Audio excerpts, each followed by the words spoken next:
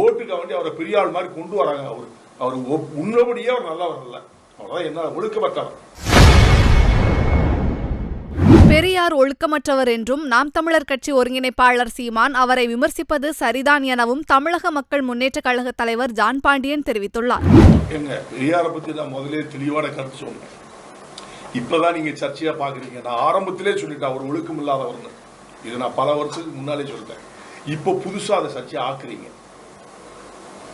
அதான் உண்மை. பெரியார் ஒழுக்கம் இல்லைங்கிறத நான் முதல்ல பல கருத்துக்கள் பல டியூப்ல கூட யூடியூப்ல கூட பேசிட்டேன். ஒழுக்கமற்ற ஒரு மனிதர். அப்ப நாங்க படிக்கிற காலத்துல 3ஆம் கிளாஸ் எல்லாம் பெரியசாமி நாய்க்கர் தான் நான்லாம் படிச்சிருக்கேன். ராமசாமி நாய்க்கர்.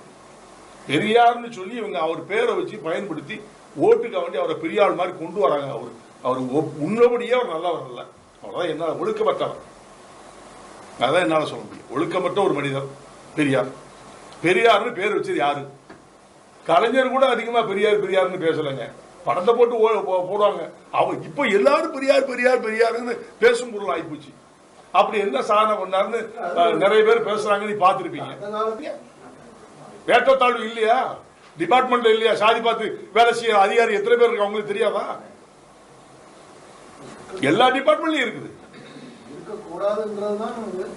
மக்களுடைய எண்ணம் தான் இருக்கக்கூடாது. நீங்க சொல்றது ஒட்டுமொத்த மக்களுடைய நலம் தீண்டாம இருக்கக்கூடாதுன்னு தான். எழுச்சி எப்படி வருது? தீண்டாம இருக்க போய் தானே வருது. இதுக்கு போய் பெரியார் என்ன பண்ணாரு?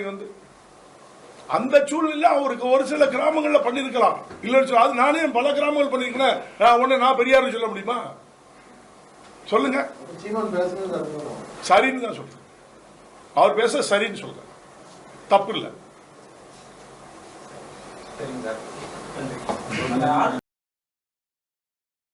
செய்திகளை உள்ளது உள்ளபடி தெரிந்து கொள்ள ரெஃப்ளெக்ட் நியூஸை சப்ஸ்கிரைப் பண்ணுங்க.